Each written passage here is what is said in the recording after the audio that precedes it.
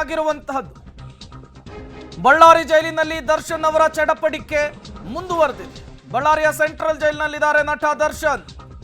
Charge sheet ಸಲ್ಲಿಕೆಯ ಬಗ್ಗೆ ದರ್ಶನ್ಗೆ ಮಾಹಿತಿಯನ್ನು ಕೊಟ್ಟಿದ್ದಾರೆ ಜೈಲಿನ ಸಿಬ್ಬಂದಿಗಳು ಅನ್ನುವಂತಹ ಮಾಹಿತಿ ಸಿಗ್ತಾ ಇದೆ.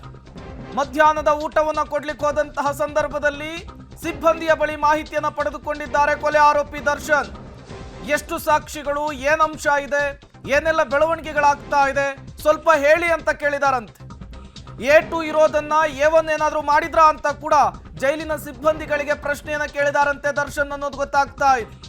991 ಪುಟಗಳ ಚಾರ್ಜ್ ಶೀಟ್ ಅಂತಿದ್ದಂತೆ ದಂಗಾಗಿದ್ದಾರೆ ದರ್ಶನ್ ಅನ್ನೋದು ಗೊತ್ತಾಗ್ತಾ ಇದೆ.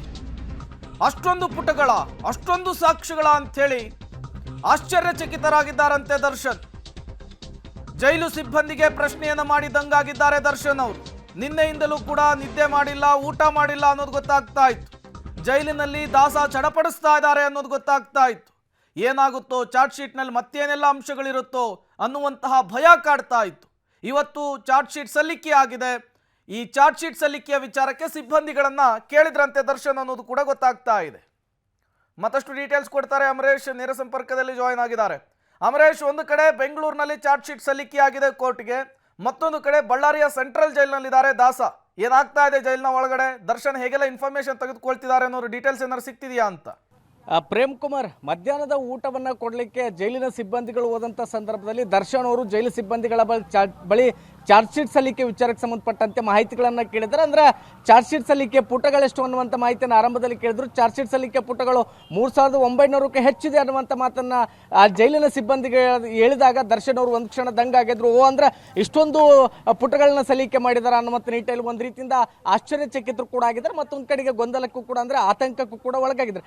ಮತ್ತೊಂದು ಕಡೆಗೆ ದರ್ಶನ್ ಅವ್ರನ್ನ A2ನಿಂದ A1ಗೆ ಶಿಫ್ಟ್ ಮಾಡಲಾಗ್ತಾ ಇದೆ ಅನ್ನುವಂಥ ಮಾಹಿತಿಗಳು ಕೂಡ ಹರಿದಾಡ್ತಾ ಇತ್ತು. ಇದ್ರ ಬಗ್ಗೆನೂ ಸಹಿತ ದರ್ಶನ್ ಅವರು ಜೈಲು ಸಿಬ್ಬಂದಿಗಳ ಬಳಿ ಮಾಹಿತಿಯನ್ನು ಕೇಳಿದ್ರು. ಅಂದ್ರೆ ಮಧ್ಯಾಹ್ನದ ಊಟವನ್ನು ಕೊಡ್ಲಿಕ್ಕೆ ಹೋದಂತ ಸಂದರ್ಭದಲ್ಲಿ ಕಳೆದ 2 ರಾತ್ರಿಯಿಂದಲೂ ಸಹಿತ ದರ್ಶನ್ ಅವರು ಚಾರ್ಜ್ ಶೀಟ್ ಸಲ್ಲಿಕೆ ವಿಚಾರಕ್ಕೆ ಸಂಬಂಧಪಟ್ಟಂತೆ ಪದೇ ಜೈಲು ಸಿಬ್ಬಂದಿಗಳ ಬಳಿ ಮನವಿಯನ್ನ ಮಾಡ್ತಾ ಇದ್ರು. ಅಂದ್ರೆ ಅವ್ರ ಬಳಿ ಮಾಹಿತಿಯನ್ನು ಕೂಡ ಕೇಳ್ತಾ ಇದ್ರು. ಜೈಲು ಸಿಬ್ಬಂದಿಗಳು ಸಮರ್ಪಕವಾಗಿರ್ತಕ್ಕಂಥ ಮಾಹಿತಿಗಳನ್ನ ಕೊಡ್ತಾ ಇರಲ್ಲ. ಮತ್ತೆ ಇದೀಗ ಚಾರ್ಜ್ ಶೀಟ್ ಸಲ್ಲಿಕೆ ನಂತರದಲ್ಲಿಯೂ ಸಹಿತ ಜೈಲು ಸಿಬ್ಬಂದಿಗಳಿಂದ ಮಾಹಿತಿಯನ್ನು ಪಡೆದುಕೊಳ್ಳುವಂತಹ ಕೆಲಸವನ್ನು ದರ್ಶನ್ ಅವರು ಮಾಡ್ತಾ ಇದ್ದಾರೆ. ಅಲ್ಲ ಒಂದು ಕಡೆಗೆ ಇಷ್ಟೊಂದು ಚಾರ್ಜ್ ಶೀಟ್ ಪುಟಗಳಿದೆ ಅನ್ನುವಂಥದ್ದನ್ನ ಕೇಳಿ ಸದ್ಯಕ್ಕೆ ದರ್ಶನ್ ಅವರು ಒಂದು ರೀತಿಯಿಂದ ಆತಂಕಕ್ಕೊಳಗಾಗಿದ್ರೆ, ಯಾವೆಲ್ಲ ಅಂಶಗಳು, ಯಾವೆಲ್ಲ ಸಾಕ್ಷಿಗಳು ನನ್ನ ವಿರುದ್ಧವಾಗಿ ಸಿಕ್ಕಿರಬಹುದು, ಮತ್ತೆ ನನ್ನ A2ಲಿಂದ A1ಗೆ ಏನಾದರೂ ಶಿಫ್ಟ್ ಮಾಡಿರ್ಬೋದು ಅನ್ನುವಂಥ ರೀತಿಯಲ್ಲಿ ದರ್ಶನ್ ಅವರು ಒಳಗಡೆ ಸಾಕಷ್ಟು ಚಡಪಡಿಸ್ತಾ ಇದ್ದಾರೆ. ಮತ್ತೊಂದು ಕಡೆಗೆ ಈ ರೀತಿಯ ಮಾಹಿತಿ ಬೇಕು ಅಂದ್ರೆ ಚಾರ್ಜ್ ಶೀಟ್ ಸಲ್ಲಿಕೆಯ ಮಾಹಿತಿಗಳು ನನಗೆ ಬೇಕು ಅನ್ನುವಂಥ ಕಾರಣಕ್ಕೋಸ್ಕರ ಈಗಾಗಲೇ ಜೈಲು ಅಧಿಕಾರಿಗಳ ಬಳಿ ದರ್ಶನ್ ಅವರು ಒಂದು ಟಿವಿಗೆ ಮನವಿಯನ್ನು ಕೂಡ ಮಾಡಿದ್ರೆ, ಬಹುತೇಕ ಇವತ್ತು ಸಂಜೆ ಅಥವಾ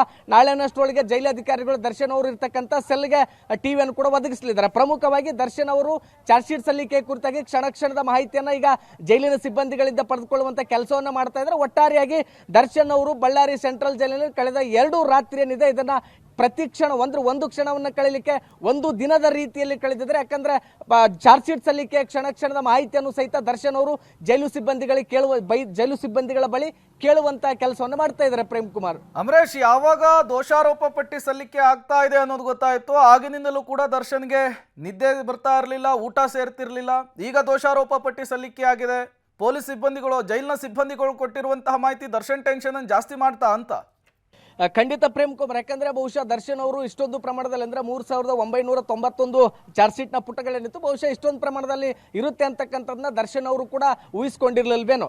ಇದೇ ಕಾರಣಕ್ಕೋಸ್ಕರ ಜೈಲಿನ ಸಿಬ್ಬಂದಿಗಳು ಇಷ್ಟೊಂದು ಪ್ರಮಾಣದಲ್ಲಿ ಚಾರ್ಜ್ ಶೀಟ್ ನ ಪುಟಗಳಿದೆ ಅನ್ನುವಂಥ ಮಾಹಿತಿಯನ್ನು ಹೇಳಿದಾಗ ಸಹಜವಾಗಿ ದರ್ಶನ್ ಅವರು ಅಂದ್ರೆ ಅಷ್ಟೊಂದು ಪುಟಗಳನ್ನ ಈಗಾಗಲೇ ಸಲ್ಲಿಕೆ ಮಾಡಿದಾರ ಅಥವಾ ಇದರಲ್ಲಿ ಯಾವ್ಯಾವ ಅಂಶಗಳನ್ನ ಏನಾದ್ರು ಸೇರಿಸಿದಾರ ಅನ್ನುವಂಥ ನಿಟ್ಟಿನಲ್ಲಿ ಏನಾದ್ರು ಮಾಹಿತಿ ಸಿಗ್ತಾ ಅನ್ನುವಂಥ ರೀತಿಯಲ್ಲಿ ಜೈಲಿನ ಸಿಬ್ಬಂದಿಗಳ ಬಳಿ ಮನವಿಯನ್ನು ಮಾಡಿಕೊಂಡಿದ್ದಾರೆ. ಮತ್ತೊಂದು ಕಡೆಗೆ ಅವ್ರ ಕುಟುಂಬಸ್ಥರಿಗೂ ಸಹಿತ ಜೈಲಲ್ಲಿ ಇರ್ತಕ್ಕಂಥ ಲ್ಯಾಂಡ್ಲೈನ್ ಮೊಬೈಲ್ ಏನಿದೆ ಅದರಿಂದಲೂ ಸಹಿತ ಫೋನ್ ಮಾಡ್ತೀನಿ, ನನಗೆ ಅವಕಾಶ ಮಾಡಿಕೊಡಿ ಅನ್ನುವಂಥ ಮನವಿಯನ್ನು ಮಾಡ್ಕೊಳ್ತಾ ಇದ್ದಾರೆ. ಮತ್ತೊಂದು ಕಡೆಗೆ ಇಲ್ಲಿ ಜೈಲಿನ ಸಿಬ್ಬಂದಿಗಳ ಬಳಿ ಎಷ್ಟು ಮಾಹಿತಿ ಸಿಗುತ್ತೋ ಅದನ್ನು ತೆಗೆದುಕೊಂಡು ತದನಂತರದಲ್ಲಿ ಕುಟುಂಬಸ್ಥರುಗಳ ಕಡೆಯಿಂದಲೂ ಸಹಿತ ಮಾಹಿತಿಯನ್ನು ಪಡೆದುಕೊಳ್ಳುವಂತ ತವಕದಲ್ಲಿ ಸದ್ಯಕ್ಕೆ ಈಗ ದರ್ಶನ್ ಅವರಿದ್ದಾರೆ. ಹೀಗಾಗಿ ಚಾರ್ಜ್ ಶೀಟ್ ಯಾವಾಗ ಸಲ್ಲಿಕೆ ಆಯಿತು ಆಗಿನಿಂದಲೂ ಕೂಡ ದರ್ಶನ್ ಅವರ ಟೆನ್ಷನ್ ಡಬಲ್ ಆಗಿದೆ. Prem Kumar, okay Amaresh, thank you ತಮ್ಮೆಲ್ಲ ಮಾಹಿತಿಗಾಗಿ.